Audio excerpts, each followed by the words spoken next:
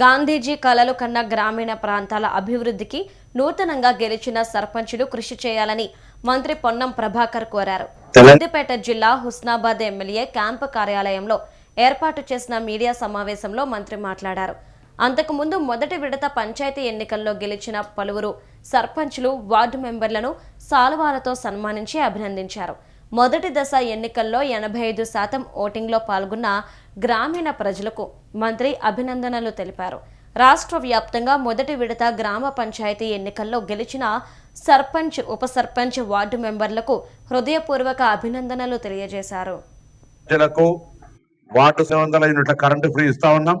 ఇంకా ఎవరికైనా రానటువంటి వాళ్ళు ఉంటే అర్హత కలిగిన వాళ్ళందరికీ కూడా 200 యూనిట్లు ఇప్పించే కార్యక్రమాన్ని కొనసాగించాలని కోరుతా ఉన్నాం. అంతేగాక ఈరోజు కొత్త రేషన్ కార్డులు ఇస్తా ఉన్నాం. అర్హతను బట్టి ఎటువంటి వివక్ష లేకుండా రాజకీయాలకు అతీతంగా రాష్ట్ర వ్యాప్తంగా లక్షల రేషన్ కార్డులు ఇస్తా ఉన్నాం. పేర్ల మార్పిడి, ఈ ఇంటి నుంచి ఒక బిడ్డ పెళ్ళై వేరే ఇంటి కోడలైతే అక్కడికి పేరు మారడం కానీ, కొత్త కుటుంబ సభ్యుల చేర్పుడు కానీ, మార్పులు కానీ కూడా నిరంతర ప్రక్రియ కొనసాగుతోంది.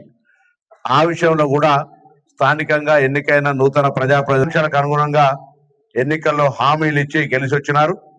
సత్వరమే మీరు గెలిచినటువంటి కోడ్ 17వ తారీఖు కాగానే మీ గ్రామాలకు సంబంధించినటువంటి 1, 2 సహా ఉంది. ఓటింగ్ పర్సెంటేజ్ వస్తే కూడా మొత్తం పోలైన ఓట్లు 33,022 అయితే కాంగ్రెస్ పార్టీకి 14,000 ఓట్లు, టిఆర్ఎస్ పార్టీకి 11,000 ఓట్లు, అంటే 44%, 33%, బీజేపీకి 4,212%, మిగతా ఓట్లకు అందరు కలిపి ఉపాధికి సంబంధించి, గౌరవేల్లి ప్రాజెక్టుకు సంబంధించి, దాంతోపాటు గ్రామీణ ప్రాంతాల రోడ్లకు సంబంధించి అన్ని రకాలుగా కార్యక్రమాలు చేస్తా ఉన్నా. మీ అందరు ఆశీర్వచనం కోరుతా ఉన్నాం.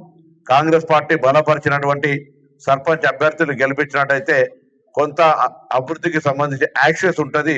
సరే, ఎవరు గెలిచినా ఉండొచ్చు, నేను అట్లా ప్రజాస్వామ్యానికి వ్యతిరేకంగా కాదు. కానీ తెలియచ్చు, నా నియోజకవర్గానికి సంబంధించిన వాళ్ళందరినీ కూడా మరి వాళ్ళ యొక్క ఆకాంక్షలకు అనుగుణంగా గ్రామాల అభివృద్ధి చేస్తామనేటువంటి విశ్వాసాన్ని తెలియజేస్తూ వాళ్ళందరూ కూడా ఈ సందర్భంలో సన్మానం చేస్తూ వాళ్ళ బాధ్యతను నేను నా భుజస్కంధాల మీద చేసుకునే శాసనసభ్యుడిగా వాళ్ళు మేము కలిసి గ్రామాల అభివృద్ధికి ఒక టీముగా, ఒక పకడ్బందీగా ప్రణాళికలతోటి పోయి గ్రామాల అభివృద్ధికి ముందుకు పోతామనేటువంటి మాట కూడా ఈ సందర్భంగా